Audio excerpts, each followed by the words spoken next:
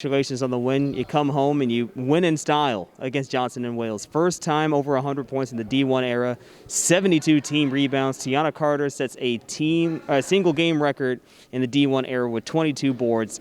Everything seemed to click for this team today. What was it like watching this team perform? It was a great feeling to see everything we've been working on with the losses and just from the beginning of seeing it come together.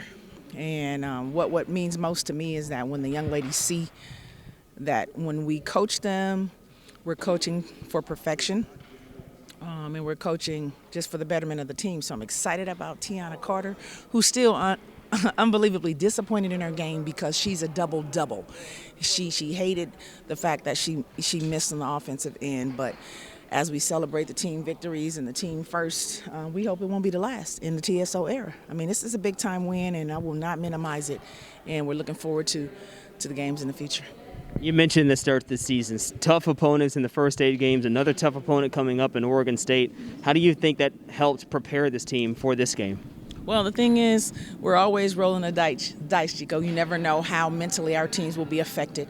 But today, playing Johnson & Wales, who didn't give up, we saw that what we've done for our preseason has actually prepared us to be a little bit tougher and to fight to the end. So Oregon State will be tough. No secrets about that. We can build off the little things that we've done game by game, practice by practice. We'll definitely be prepared for the MEAC. You mentioned Johnson & Wales, a good team coming in, 8-2.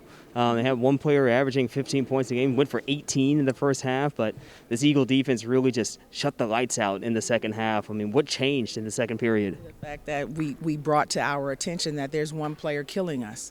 And I challenged our young ladies. I challenged us to get stops, to play it our way, not to focus on the young lady that was scoring because she did an amazing job, but to do what we do. We had to get stops before we can get down and transition and get down to the other side of the floor. And that's the fun part of basketball for me.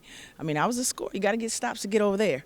So we were able to do that, no middle drives, get some rebounds. And we still are not perfect, but we did a lot of things that definitely will prove beneficial to us in the future. Transition stops and offense all on display today against Johnson & Wales. Next up, Oregon State. How do you feel about this team going forward as you head into the break and get ready for conference play?